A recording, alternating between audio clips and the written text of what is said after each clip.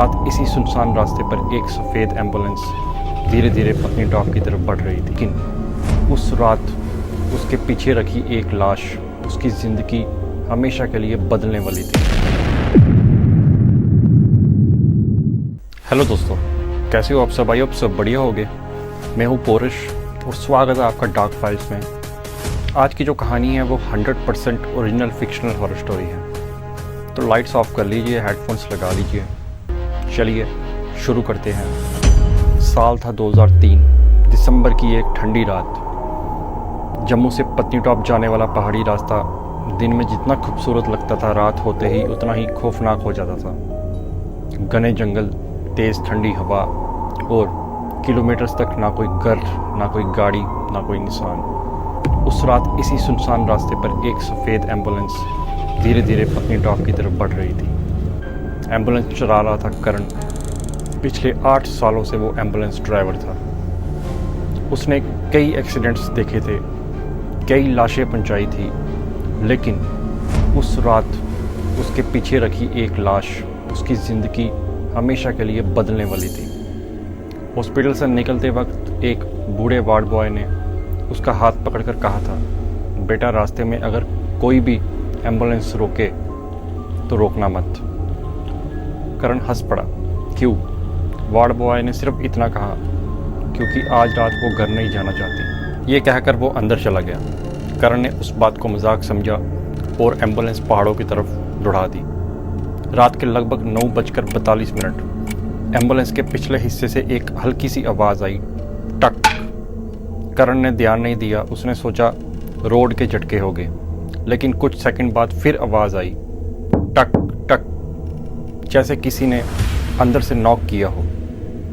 करण ने rear view mirror में देखा, सफ़ेद कफन बिल्कुल वैसे ही पड़ा था, कोई हरकत नहीं। उसने चैन की सांस ली और गाड़ी आगे बढ़ा दी, लेकिन अब हर 10 सेकंड बाद वही नॉक सुनाई देने लगी, टक टक टक, जैसे कोई धीरे धीरे गुस्सा हो रहा हो।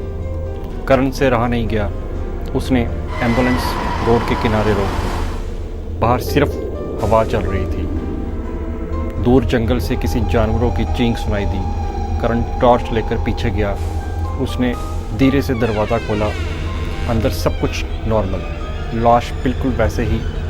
वो पलटने ही वाला था कि उसकी नज़र फ्लोर पर पड़ी। गीली मिट्टी में नंगे पैरों के निशान बने हुए थे। हैरानी की बात यह थी, वो निशान एम्बुलेंस के बाहर से अंदर नहीं आए थे, बल्कि स्ट्रेचर से दरवाजे की तरफ बने हुए थे, जैसे कोई लाश के पास से उठकर दरवाजे तक आया हो। करण का गला सूख गया। उसने धीरे से स्ट्रेचर की तरफ देखा। सफ़ेद कफन बिल्कुल शांत था, लेकिन एक चीज़ बदल चुकी थी। हॉस्पिटल से निकलते वक्त लाश के दोनों पैर सीधे थे। अब एक पैर स्ट्रेचर से बाहर नीचे लटक रहा था और उस पैर से गीली काली मिट्टी टपक रही थी। टप टप टप। करण धीरे धीरे उस पैर के पास गया। उसने कांपते हाथों से उस पैर को वापस स्ट्रेचर पर रखा, लेकिन जैसे ही उसने पैर को छुआ, उसका दिल एक पल के लिए रुक गया।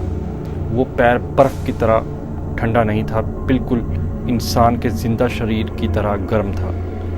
करण ने झटके से अपना हाथ पीछे खींच लिया और उस पल सफ़ेद कफन के अंदर से बहुत धीरे से आवाज़ आई, पानी। करण बिल्कुल जम गया। उसने सोचा शायद उसने गलत सुना, लेकिन 2 सेकंड बाद वही आवाज़ एक बार और, मुझे पानी। करण के हाथ से टॉर्च नीचे गिर गई। टॉर्च घूमती हुई सीधा लाश के चेहरे की तरफ रुक गई और उस रोशनी में करण ने देखा सफ़ेद कफन धीरे धीरे अपने आप चेहरे से नीचे खिसक रहा था।